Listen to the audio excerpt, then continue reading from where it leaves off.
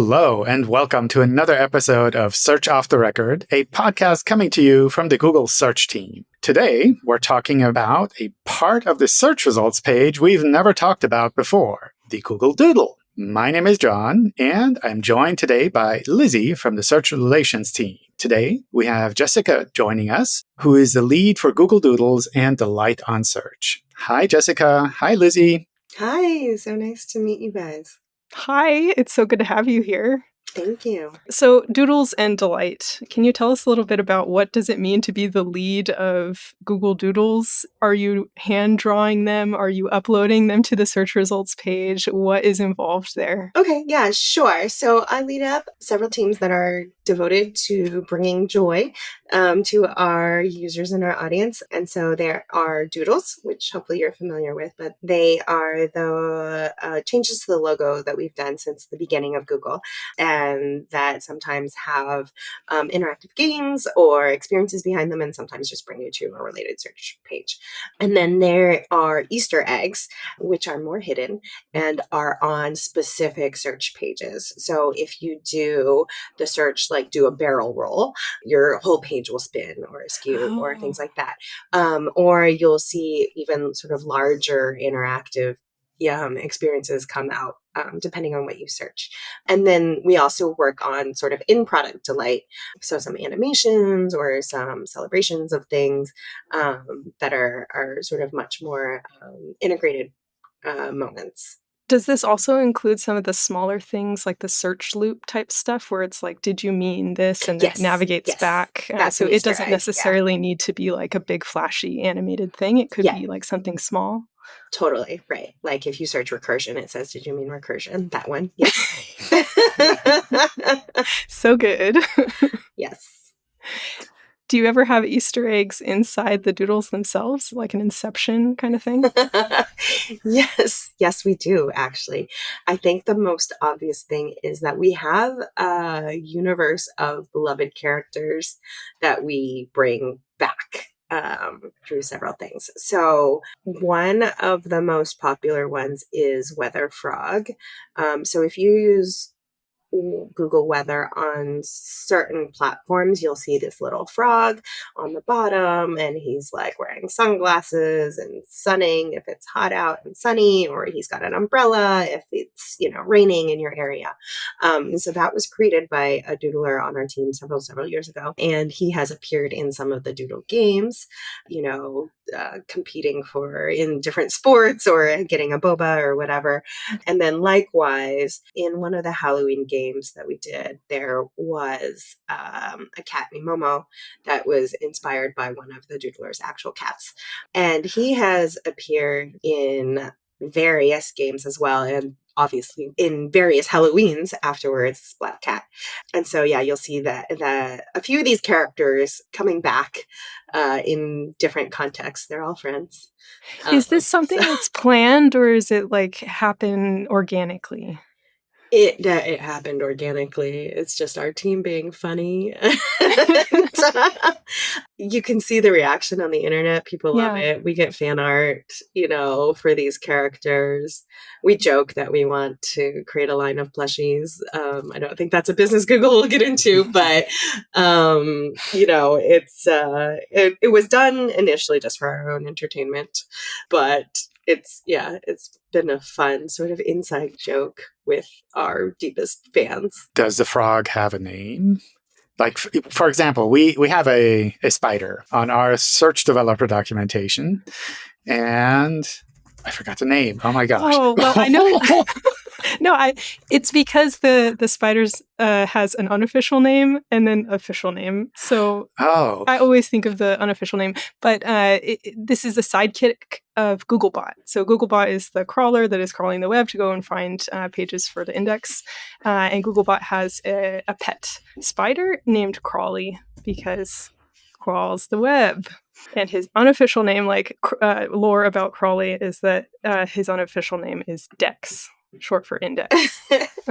So Weather Frog is known as Weather Frog or Froggy. This is terribly creative. I mean, Crawly. It's a... Yeah. And Momo obviously has a name. So. And Momo is like an alias for the real cat, or it is the real cat's name is Momo in real life? This is we're doing like trivia. Google like, this for you. Did you know you needed to memorize the lore when you came to this show? No, Momo is a real cat. The real cat's name is Momo and belongs to a doodler. It is actually, if you really want to dig deep, I think it's listed in our 2016 blog post about the doodle deck. Okay, I have like required reading for after this recording to read up on Momo and design some kind of fan art for Momo. Yes, please do. You can see the real life Momo. There's a photo of the real life Momo there. I feel like there's like a crossover collaboration where Crawley meets Momo in real life or on the web. Yeah. Send it over. I'll pass it along to the artists. So when you're developing a Google Doodle or a game or something like this, are there any like criteria or like technical things you need to keep in mind in terms of like where it goes on the search results page, or is it like free range? You have the entire like surface on top of the page to play with. With doodles, I mean, there are a few things. Obviously, we do care about file size. These doodles show up on every search that every person does in that particular country on any given day. And so we don't want to slow down the actual search engine. So we do care deeply about file size of those images and of these games as you on initial enter, right? If we make a giant game and you haven't decided to engage, I think Champion Island, our Olympics game for Tokyo, I think the total playtime for that was like hours and hours. So obviously that's not a file size concern there, but you've chosen to engage with us in that sense. And then, I mean, there are definitely technical limitations that are just like, it's easier to kind of work within the certain spaces that we already have established. But pretty much, if we can make it work, we can do it. And you'll see that with the Easter eggs as well. Some stuff shows up in very well-known spaces, like the things that did you mean those ones? We can deploy that very, very quickly because we know the tech behind that and how easy it is to change that. And then as you go further afield, obviously it takes a lot more engineering and a lot more testing to make sure we're not breaking the core search experience. And so you just use that judiciously. There's patterns that we can rely on, but we have free reign depending on what we want to do and how much bandwidth we have and how quickly we want to launch. So. Do you know what is the shortest time that you've been able to like come up with the idea and then deploy some kind of like fun experience? For doodles, we've definitely done things on same day. Wow. It's I like to draw it and like that's crazy. It's a sprint of a day. It'll have been things like I think it was like the first picture of a black hole that was released by NASA or something. And we saw the news. Artists got on it. We coordinated with, local doodle managers across the world about whether or not they were interested in launching, get the translations for the text, all of that sort of stuff, set up the search results, not the search results, but choose the query. So that can be same day. And likewise, the Easter eggs can be same day as well. In a matter of hours. Something like the Did You Mean is very, very quick to determine or deploy. It's just a matter of getting the idea, getting sign off from our various stakeholders that, this is a good to go. And then we just, go with it. So it can be a matter of hours. We don't do that frequently because that would be crazy. We have doodles and Easter eggs that are much more frequently months or if not a year in planning. So for example, like Olympics this year, like that the Olympics are happening, so you are prepping long time in advance, this type of thing? Yeah. So for the Olympics, especially, I think for Olympics and Halloween, where we have shown up multiple times, it's definitely on the radar of our team. I mean, everybody knows that there will be Olympics and Halloweens going forward. So, whenever the inspiration strikes us to start planning out that experience, then we will start that. Very frequently, it's in the year prior We have, for Doodles, we have an annual planning process so that we can sort of map out our allocations at the moments that we're going to show up and do it holistically all at once. And so, yeah, that's usually where it's like, oh, the Olympics are coming next year. What do we want to do? Like, how big do we want to go this year on Olympics or Halloween or whatever? You know, do you want to just make it a simple thing because we have some other project we're really excited about? Or do you want to go big on it? Do you do like a creative design sprint or anything like that during the planning time? Or is it more like, hey, these are sort of the holidays and then we bake in the creative time later that's closer? Do you mean by like the execution? Like you have to have the idea. I guess if you know like, okay, we want to do something for Halloween, it's happening. We know it, like it's October 31st. That's it. Yeah. It's not a question about that, but maybe the development about that could happen at various points of the year. You don't necessarily need to have the idea like when you're doing the annual planning. No, you don't. You don't. It kind of goes both ways. Sometimes we'll just earmark this as a big event. We need to do something, and then we'll do the sprint at any given point. You know, we'll form a creative team, a cross-functional creative team that has, you know, engineering and art and all of that together. And they will, you know, it'll be a small pot of people, like 3 people or whatever, and they'll just come up with ideas and then bring it back. And it just happens like magically. They have the idea. Yeah, I mean, we always have ideas. We have more ideas than we can ever execute. Other times we will have like blue sky pitches where people on the team, you know, come and gather on a given day and just pitch anything. And then we take the best of those and then calendarize them as we're doing annual planning. To be like, oh, you had this great idea on this instrument that we wanted to feature. Like, that's an interactive. This is how much it'll take. Okay, so, you know, we'll set aside this chunk of bandwidth for that. And you mentioned that some of the doodles have a search result kind of associated with them. So I think if you click on them, it does a search automatically. Are those metrics that you would look at? Or is it basically like... We come up with the idea we think is good, people seem to like it, and that's all that matters? Or it's much more the latter. I'll be honest. We are not really looking at the search results or that volume that generates, because it is just a giant button on a very, very prominent surface, and people have come to expect that this is, you know, something interesting. So no, we don't really. Our sort of guiding principle is this a gift to users? And, you know, if it is, then let's do it. But we will look at things. I mean, it's not that we don't have any metrics and we don't look at how things perform. Certainly, you know, we will look at the amount of time spent with an interactive game. And just to see like, okay, well, we expected this would take 45 seconds, or we expected this would take 3 minutes. Like, how much time are people spending with that? Like, you know, are people making it through the entire music video? Or are they clicking off? And it's just a good learning for us as we're developing things to make sure that we're still creating really resonant experiences. And then, you know, we don't have like pure metrics on this, but we do a thing on launch day that we like to call joy scrolling, which would be the opposite of doom scrolling, which is just to see how things resonate with the public. And you can see when things take off because people will be sharing them on social media and, you know, creating fan art or you know, just saying that like this person is, you know, their most favorite, or this topic is their most favorite ever. And, you know. Is there anything that took you aback in terms of like, you didn't expect so many people to be clicking this thing or interacting with this game for so long, this type of thing? Yeah, I mean, regularly.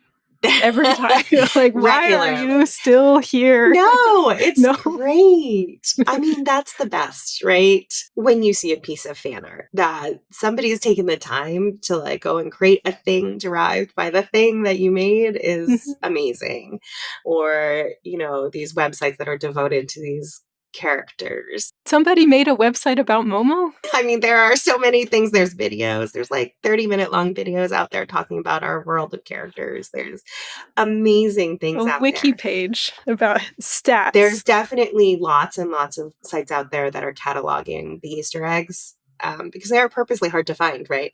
And we don't publish a site that's just like, here's all the Easter eggs. That would take all the fun out of it. You're supposed to be hunting for these things. So there is definitely Reddit threads and people's personal web pages and wiki pages on the work. And so that's cool. And then you'll see things like on the Delight side.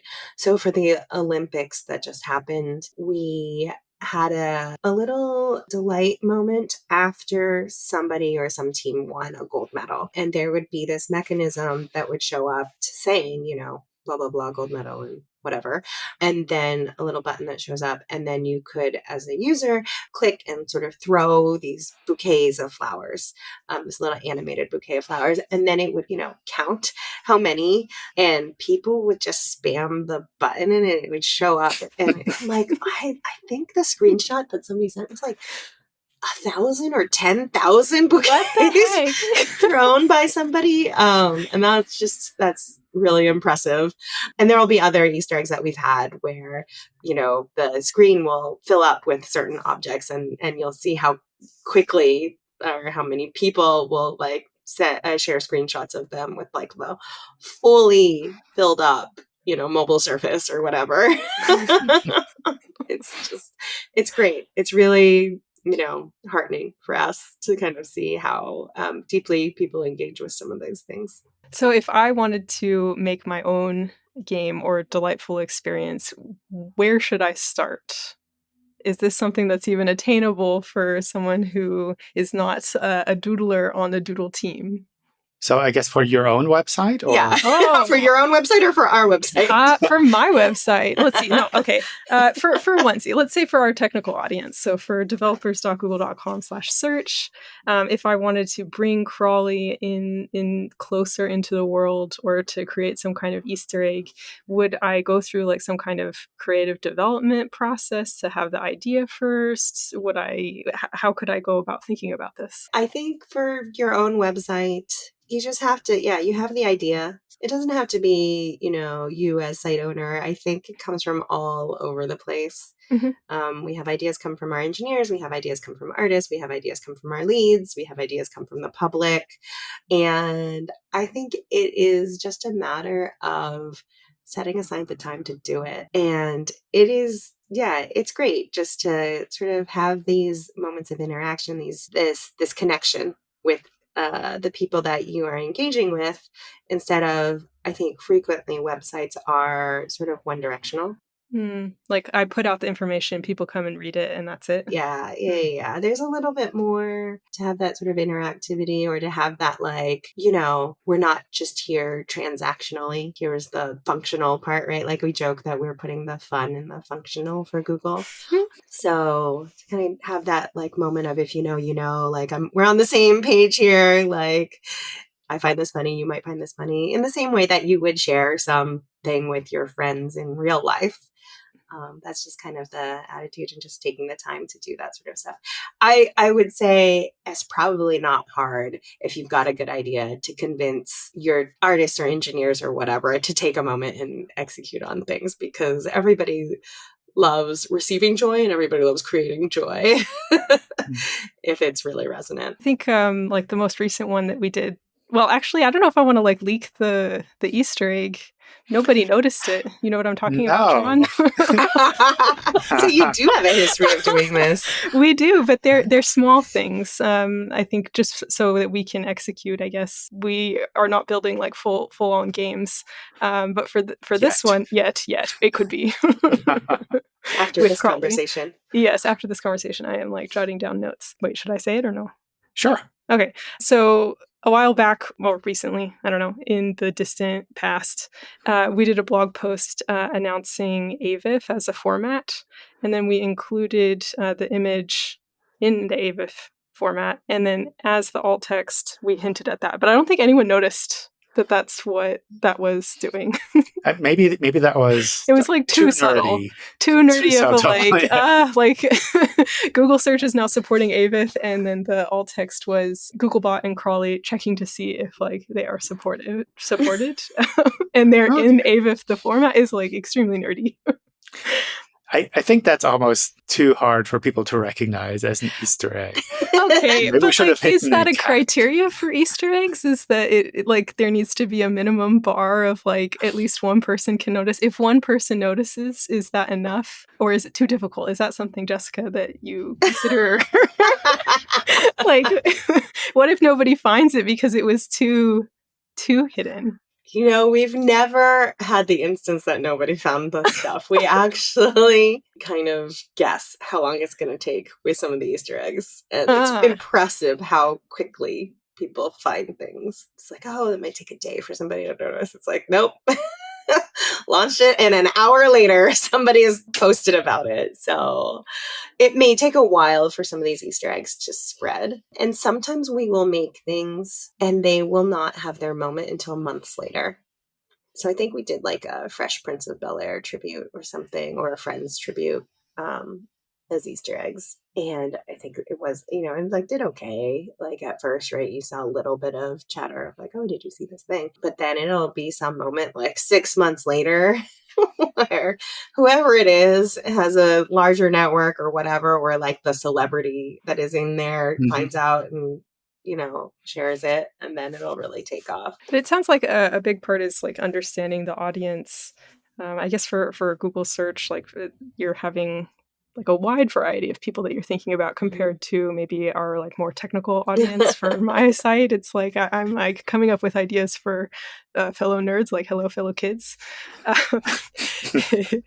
Is that like part of the process to like deciding that it's like a delightful thing? Like you need to think about your user and what they would find as like something that's like, oh, that made me smile, or that made me, I don't know, like made my day kind of a thing.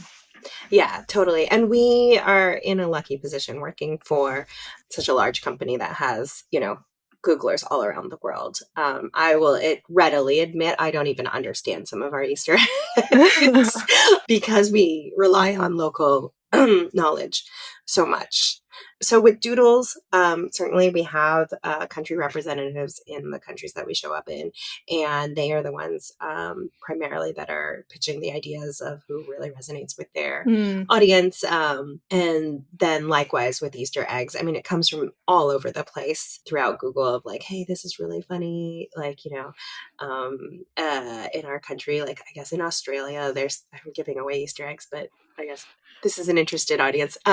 There's this fictional legend in Australia about a creature called the drop bear. Oh, are you aware of this? I think so. Tell me more, though. So anyway, so the Australia team pitched this. Obviously, this is not coming from the US team. I think it's this story that they tell tourists to like scare them, and it's just funny.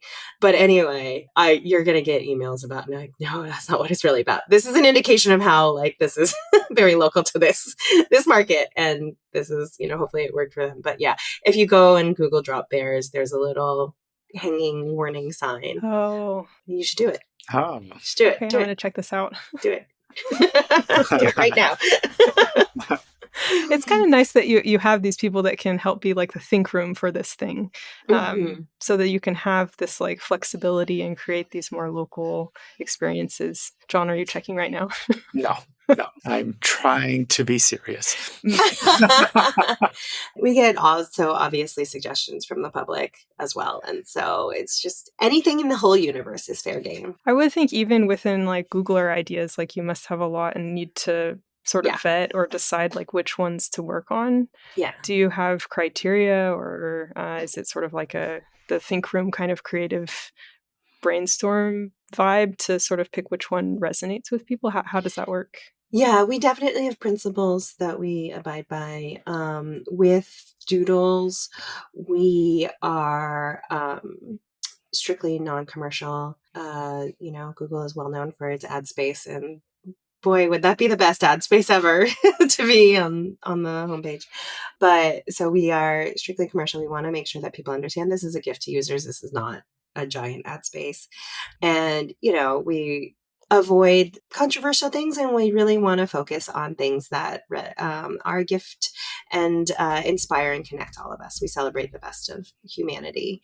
And so it's really like meeting that bar as opposed to like, oh, here are the things that don't work, because there's so many things in life that are just joyful and inspiring that it's kind of like you never run out of ideas. And then the difference is, so doodles are a push. I can use that, right? Doodles are a push. This is a technical audience. A push, like a technical term, or like a... Yeah. Okay. Doodles are a push to the audience, right? A push mechanism, whereas delight is a pull mechanism in that. So doodles show up on every search on the homepage, wherever you are, regardless of your intent. Whereas with Easter eggs, it is a pull. You're not going to see them unless you go to that specific search. You put the thing in there. And so in that sense, we feel like we have more liberty to do more opinionated things or more commercially involved things because, we are people that consume media and, television shows or books or music or whatever. And these are commercial entities and they're, sources of great passion and love and joy, but obviously have a profit motive for somebody. But we can engage with sort of more commercial entities on those sorts of things because we know you went there specifically and you have some interest or fandom there.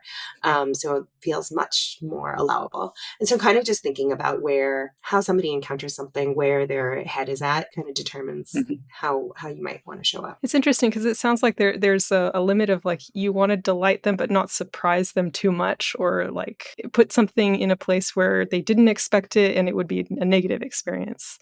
You're really thoughtful about like the level of delight is not like too much.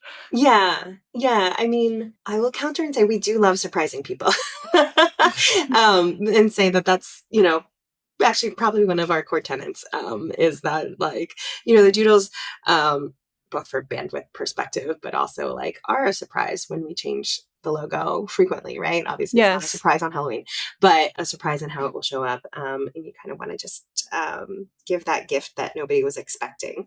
And likewise with Easter eggs, right? Like, both from a bandwidth perspective, but also you want to surprise somebody when they're on an information seeking journey with something else, a little cherry on top. I will say that we do love surprising people. But to your point, meeting people where they're at is important.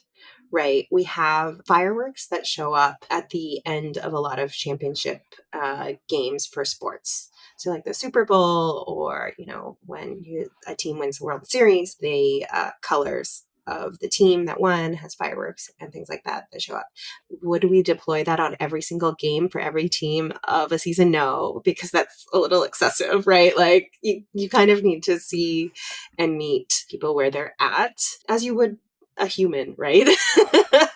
Well, and there's probably a level of like you want it to still be special or like delightful. And if you have fireworks every time, it becomes like, oh, I expect it now. It's like it's going to be there because it was there last time. So then it's not really a surprise anymore. Yeah. And, if you think about the real life example of sort of championship sports, you wouldn't do that in real life. Like winning the Super Bowl is a big deal. You have a parade, you throw confetti, you have fireworks. But like winning, game 8 of your season, like it's like, hey, did you see that game? That's cool, right? But like it's not a fireworks moment. Fireworks at every game. Cool. So maybe to close out, if anyone is interested in learning more about design or user experience or kind of going down this path, where can they start? What would you recommend? Good question. I think that we are not alone in creating these delightful moments for users and that it's not even, exclusive to digital realms. When you go to your local cafe and you order your coffee and they all of a sudden give you a free pastry or something, like that's also a great example of how this happens in real life to you. You could obviously Google Easter eggs that other companies have done and thinking through examples that you've encountered in your regular everyday life through all the things that you interact with to sort of get a mental catalog of how people show up or entities show up. But then to your point, Lizzie, thinking about your audience and what is that thing that you share in common? What is that passion? What is the nerdery that you share in common? And how can you celebrate that? And it's just a lot of times it's sort of like an inside joke about something, what is that annoying thing or delightful thing or whatever exciting moment in your shared experience and what can you do to show up? And then obviously syncing with your teams about what is actually possible within your technical limitations and bandwidth limitations. And just kind of, it's a multi-step process. Oh, I like what you said, like just like bringing awareness, like paying attention to when things happen in everyday life is like the first step to even just paying attention to what delights you and what could delight other people. But anyway, this podcast episode has been really interesting, delightful. No, too much. Thank you so much for joining us. You're welcome. That's it for this episode. And thank you folks for listening as well. Next up on Search Off the Record, we'll be continuing our chat about UX, but we're going to be talking to a UX researcher about sort of the behind the scenes of UXR. So stay tuned for that. And goodbye. Bye. Bye. We've been having fun with these podcast episodes, and I hope you, the listener, have found them both entertaining and insightful too. Feel free to drop us a note on LinkedIn or chat with us at one of the next virtual events we go to or in-person events if you have any thoughts. And of course, don't forget to like and subscribe so you can stay tuned for the next episode. Thank you and goodbye.